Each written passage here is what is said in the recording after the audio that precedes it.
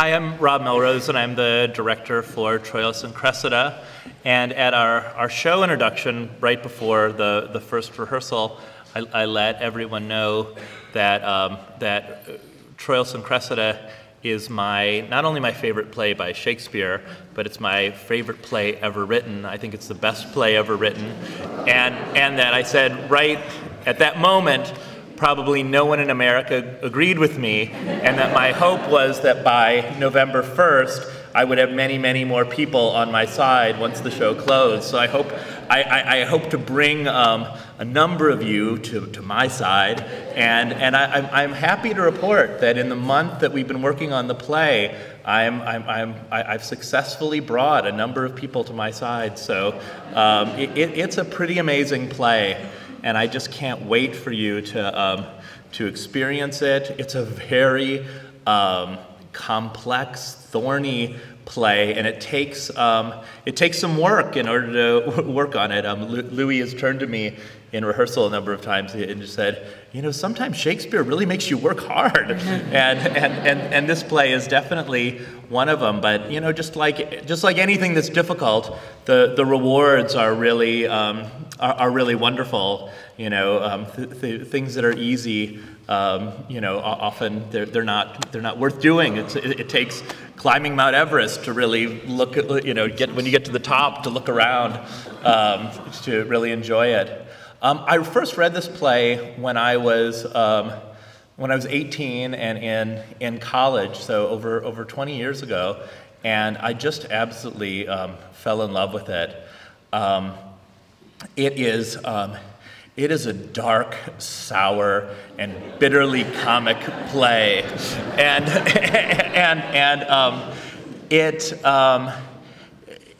it has a sense of humor that that I had with a lot of my friends in high school, and I didn't see represented on any TV show and any movie out in the world. Now we have things like The Daily Show with Jon Stewart, The Colbert Report, and we've got South Park, where the humor just goes down to kind of a to the bone level of kind of nastiness and not only nastiness but truth.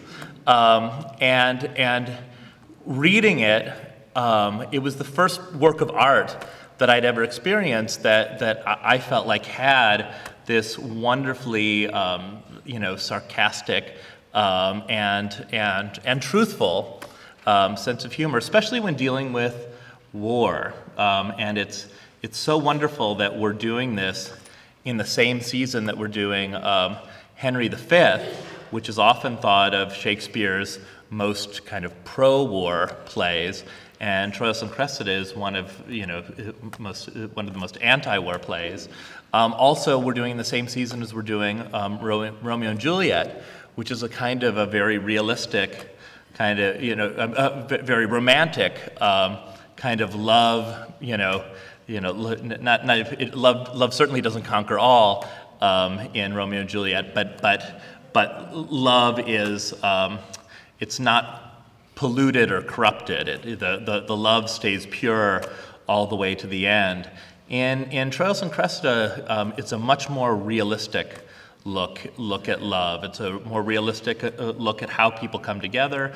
It's a more realistic look at how the forces that pull people apart. And you know, one of the themes of the play is that war corrupts everything. War corrupts heroism. War corrupts love, and it's really a powerful statement. And so I hope all of you see Romeo and Juliet, Troilus and Cressida, and Henry V, because the conversations you'll have, and just to think that the same writer wrote all three plays is astounding. It's pretty amazing.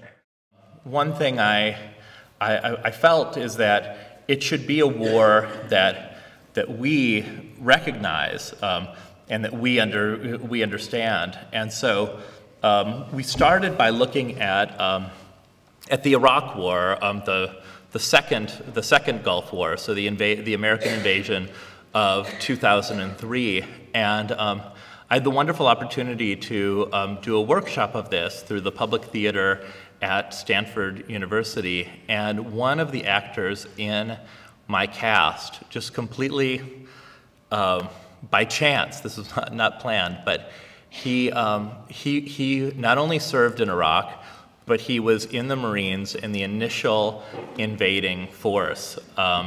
So the level of detail, and he played Ajax, and the level of detail he was able to bring to our work was pretty wonderful.